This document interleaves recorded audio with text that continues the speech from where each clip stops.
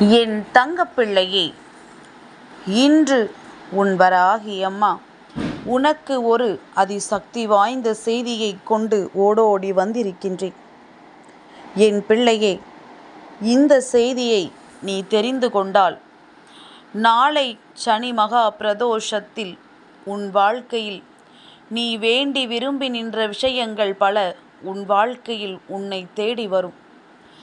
என் பிள்ளையே, கஷ்டங்களோ நஷ்டங்களோ இன்பங்களோ துன்பங்களோ எதுவாக இருந்தாலும் வாழ்க்கையில் அதை எதிர்கொள்ள வேண்டும் என்கின்ற மனப்பக்குவத்திற்கு நீ வந்துவிட வேண்டும். வந்துவிட்டால் நல்லது, வரவில்லை என்றால் இனிமேல் இந்த பக்குவ நிலைக்கு நீ வந்துவிட வேண்டும். என் பிள்ளையே, உன்னுடைய வாழ்க்கை உனக்கு தருகின்ற ஒவ்வொரு விஷயங்களும் ஏதாவது ஒரு வகையில் உனக்கு மனக்குழப்பத்தை ஏற்படுத்தி இருக்கலாம். ஆனால் எல்லாம் தெய்வங்களுக்கு உகந்த நாளில் நீ செய்கின்ற சில விஷயங்களினால் உன் வாழ்க்கையில் உனக்கு அது சரியாகிவிடும். தெய்வத்தின் மீது நீ கொண்டிருக்கின்ற நம்பிக்கையினால் உன் வாழ்க்கையில் நீ ஆசைப்பட்ட அத்தனையும் உனக்கு நடக்கும். நாளை சனி மகா பிரதோஷம், ஆவணி மாதத்தில் வருகின்ற 2வது சனி மகா பிரதோஷ நாள். அதாவது ஆவணி மாதம் தொடங்கியதும் பிரதோஷ நாளில்தான். அன்றும் சனிக்கிழமையாதனால் அது சனி மகா பிரதோஷமானது.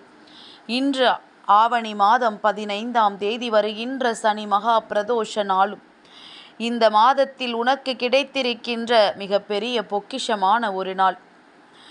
என் பிள்ளையே, நான் உன் வாழ்க்கையில் தருகின்ற ஒவ்வொரு விஷயங்களும் உன்னுடைய நல்லதற்குத்தான் என்பதில் உனக்கு நம்பிக்கை இருப்பது உண்மை என்றால் இந்த தாயானவள் சொல்கின்ற விஷயங்களை எல்லாம் என் பிள்ளை சரியாக உன் வாழ்க்கைக்காக நீ பின்பற்றி வருவாய். நான் சொல்கின்ற இந்த ஒரு மலரை சிவபெருமானுக்கு நாளை நீ வாங்கி கொடுப்பாயானால் உன் வாழ்க்கையில் இருக்கின்ற பாதி கஷ்டங்கள் உன்னை விட்டு விலகி ஓடும்.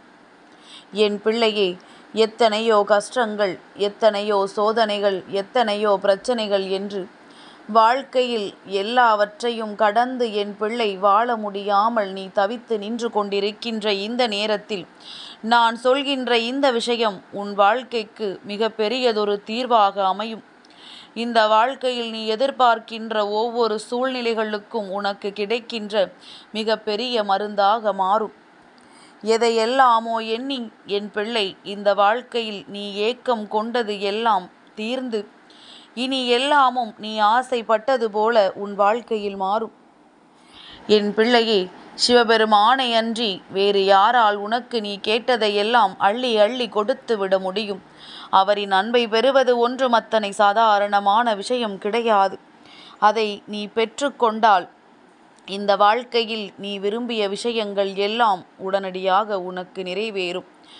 உன்னுடைய பண பிரச்சனைகளானாலும் சரி, தொழில் பிரச்சனைகளானாலும் சரி, சொந்த தொழில், குடும்பம் என்று என்ன பிரச்சனைகளானாலும் இதில் அவரினுடைய அருள் உனக்கு கிடைத்து விட்டால் நிச்சயமாக உன்னுடைய வேண்டுதல்கள் எல்லாமும் நிறைவேறிவிடும் என்பதில் எந்த ஒரு மாற்று கருத்தும் கிடையாது. என் பிள்ளையே, இந்த வாழ்க்கை உனக்கு கொடுத்திருக்கின்ற இந்த சந்தோஷம், இந்த வாழ்க்கை உனக்கு தருகின்ற உன்னுடைய மன நிறைவு என்று எல்லாவற்றையும் பெற்றுக்கொள்ள இறை நம்பிக்கை உனக்குள் அதிகமாக இருக்க வேண்டும் என்று அம்மா பல முறை உன்னிடத்தில் சொல்லி இருக்கின்றேன். நான் சொல்வதற்காக கடமைக்கே என்று இந்த மலரை வாங்கி கொண்டு கொடுக்க கூடாது. உன் ஆழ்மனது சிவபெருமானினுடைய நாமத்தை உச்சரித்து அவரின் மீது உனக்கிருக்கின்ற அன்பை வெளிக்காட்டி நீ அதை கொண்டு கொடுக்க வேண்டும். அப்படி கொடுத்தால் மட்டும்தான் அதற்கு பலன். இல்லாத பட்சத்தில் நீ கடமைக்கு கொடுத்தால் அவரும் கடமைக்கென்றுதான் எடுத்து கொள்வார். என் பிள்ளையே, செய்கின்ற விஷயத்தை தெளிவாக மனதில் நிறைவோடு செய். எதுவாக இருந்தாலும் சரி, நீ ஒருவருக்கு உதவியை செய்கின்றாய், ஒருவருக்கு ஒரு பொருளை கொடுக்கிறாய் என்றாலும் மனதார கொடுக்க வேண்டுமே தவிர ஒரு பொழுதும் ஏனோ கொடுக்க வேண்டும் என்றெல்லாம் எண்ணி நீ கொடுக்க கூடாது. என் பிள்ளையே, இந்த வாழ்க்கை உனக்கு அப்படி எண்ணற்ற விஷயங்களை உன் கண் முன்னால் காண்பித்து கொடுத்து கொண்டுதான் இருக்கின்றது. நீ செய்வதை மனதார செய்திருந்தால் நிச்சயமாக உனக்குள் எந்த ஒரு குற்ற உணர்ச்சியும் இப்பொழுது நான் சொல்லும் பொழுது வந்திருக்காது. ஒருவேளை உனக்குள் குற்ற உணர்ச்சி வருகிறது என்றால் நீ ஏதோ ஒரு விஷயத்தை மனதார செய்யாமல் கடமைக்கு செய்திருக்கிறாய் என்று அர்த்தம். உடனே அதை நீ சரி செய்து கொள். தெய்வத்திற்கு மட்டுமல்ல, யாருக்கு செய்திருந்தாலும் அதை நீ திருத்திக் கொள்ளத்தான் வேண்டும். இனி ஒரு நாளும் அப்படி செய்யக்கூடாது என்கின்ற எண்ணத்தை உனக்குள் நீ வளர்த்து கொள்ளத்தான் வேண்டும். என் பிள்ளையே, இந்த நேரம், இந்த சூழ்நிலை, இந்த வாழ்க்கையாக உனக்கு தருகின்ற நேரம், நீ பெற வேண்டிய விஷயங்கள் எல்லாம் என்னவென்று முதலில் தெரிந்து கொள்ள வேண்டும். என் பிள்ளையே, எப்படியெல்லாமோ வாழ வேண்டிய வாழ்க்கை இப்படியெல்லாம் இருக்கிறதே என்று எண்ணி வருந்தாதே. இப்படியாவது இருக்கின்றதே என்று எண்ணி மனமகிழ்ச்சியோடு இரு. இந்த நிலையிலாவது நாம் இந்த வாழ்க்கையை வாழ்ந்து கொண்டிருக்கிறோம் என்று எண்ணி சந்தோஷப்படு. என் பிள்ளையே, அப்படி நீ செய்திருக்கின்ற இந்த விஷயம் உன் வாழ்க்கையில் மாற்றத்தை கொடுக்கும் என்பதனை நீ நம்பு. இந்த நம்பிக்கையோடு நான் சொல்கின்ற இந்த மலரை சிவபெருமானுக்கு வாங்கி கொண்டு உன் இல்லத்திற்கு அருகில் இருக்கின்ற கோவிலில் கொண்டு சேர்த்து விடு. என் பிள்ளையே, அந்த மலர் வெண் தாமரை. அவருக்கு மிகவும் மிகவும் பிடித்த மலர். எப்படி வில்வம் இலையை சிவபெருமானுக்கு சனி மகா பிரதோஷ நாளில் கொண்டு சேர்க்க வேண்டுமோ அதுபோலத்தான் வெண் தாமரையை கொண்டு சேர்த்தால் உனக்கும் மனதிற்குள் மிகுந்த நிம்மதி கிடைக்கும். உன்னுடைய மனது மிகுந்த சந்தோஷம் அடையும். என் பிள்ளையே, இந்த வாழ்க்கை எத்தனை நாட்களாக உனக்கு சோதனைகளை கொடுத்தது என்று எண்ணி வருந்துவதை நிறுத்திவிட்டு நாம் சிவபெருமானுக்கு வெண்தாமரை மலரை கொண்டு கொடுத்து அவரின் அன்பை பெற்றோமானால் நமக்கு யாரும் இல்லை என்ற ஏக்கம் ஒரு நாளும் வராது. நமக்கு உண்மையான அன்பை தரக்கூடியவர், நமக்காக எந்த ஒரு காரியத்திலும் முன்னின்று நடத்தக்கூடியவர், அவருக்கு பிடித்த மலரை நாம் சமர்ப்பிக்க வேண்டும். அதுவும் இது போன்ற அதிசக்தி வாய்ந்த நாளில் அதை சமர்ப்பிக்கும் பொழுது நிச்சயமாக நமக்கு நல்ல பலன்கள் கிடைக்கும் என்பதனை என் பிள்ளை நீ புரிந்து கொள்வாய். எல்லா நேரத்திலும் உனக்கு கிடைத்ததை எண்ணி மனமகிழ்ச்சி அடைவாய்.